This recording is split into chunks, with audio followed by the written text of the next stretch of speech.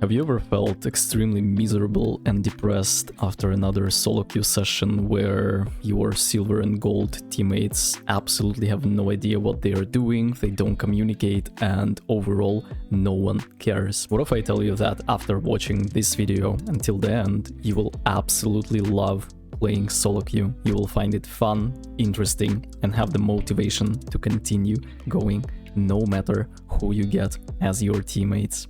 My name is Chris, let's get started.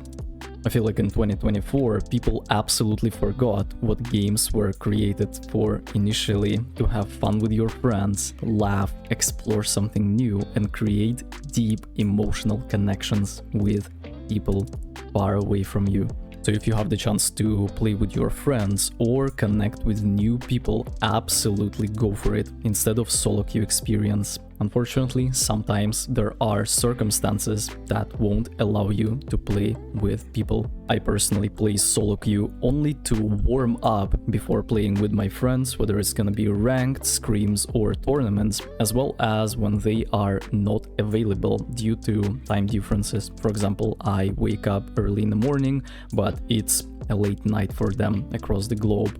These are the reasons why I am playing solo queue. Outside of that, I would never touch this game mode.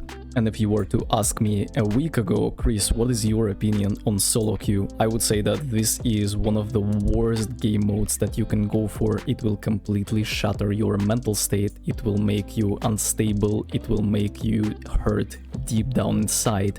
But guess what? I was completely wrong.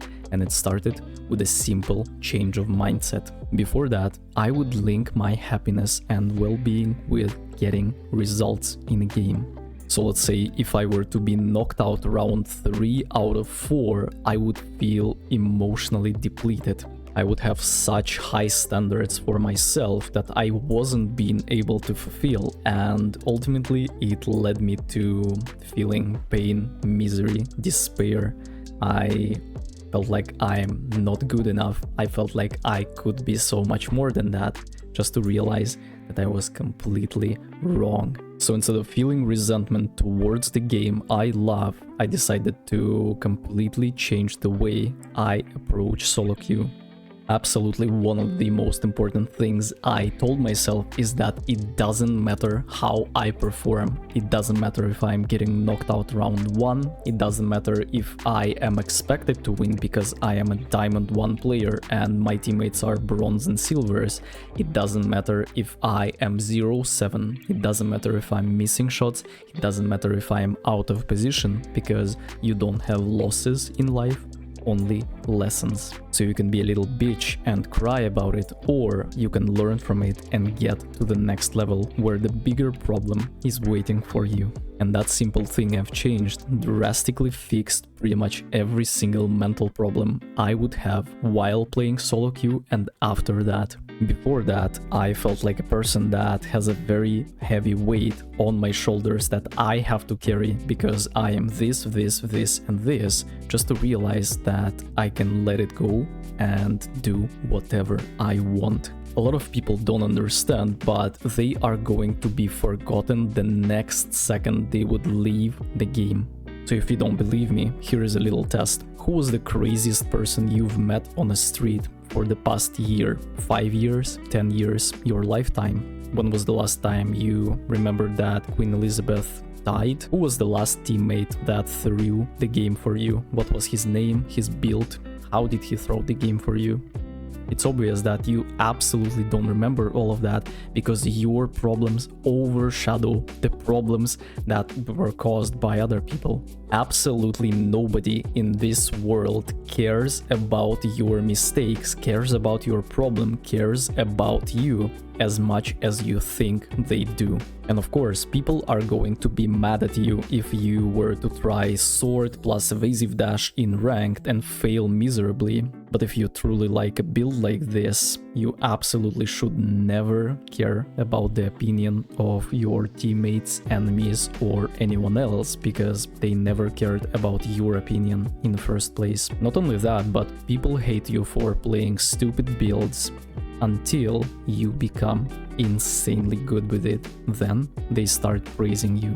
because there is a fine line between insanity and being a genius. A genius only has results, while an insane person is in the process of getting them. So enough with this philosophical thing, like I'm trying to sell you courses or something. Let's go for more practical things that you can do on Medium in order to improve as fast as possible. And yeah, I forgot to mention, you play solo queue only to improve yourself. You want to look at your mechanical part of the game, you want to look at your positioning, you want to look at your macro play, you want to understand the game on a deeper level, you want to be an older brother to your teammates that are 5-year-old and running around on a playground. So if you are an experienced player and understand that your teammates are making an obvious mistake that will lead to a death, squad wipe, and overall a terrible situation, instead of screaming at them,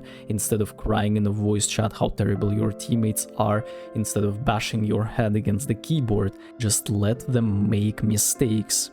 Be an adult in your team. Be the part of the solution, not the part of the problem. Just quickly go in and res your teammates so they can make more mistakes, and as a result, become better players. Because if I were to be that Silver 3 teammate, I would absolutely don't want the toxic version of myself. I would absolutely don't want an egoist that's just destroying the lobby 1 versus 3, thinking that I am an absolute nobody and a failure in life. Instead, I would want a teacher that would be supportive, that would fix my mistakes and tell me how to become a better player. Instead of going in and ego picking, I would heal my teammate, I would fix their mistakes, I would use my defibrillator, I would take them somewhere safe and res, I would make sure that they have the most comfortable game they've ever had.